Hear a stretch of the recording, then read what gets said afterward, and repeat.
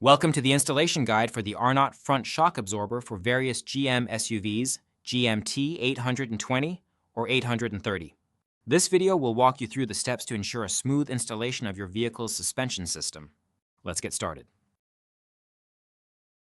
Before starting, ensure you have the necessary safety measures in place, which can be found in the vehicle owner's manual. Lift and immobilize the vehicle properly and isolate any stored energy to prevent injuries or damage. Start the removal process by safely raising and supporting the vehicle.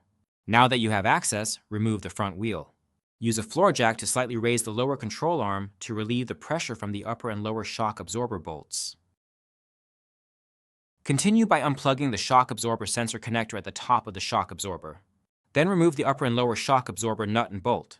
You can now remove the shock absorber to complete the removal.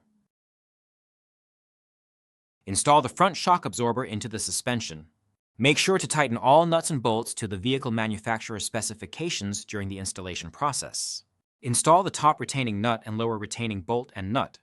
Now remove the floor jack.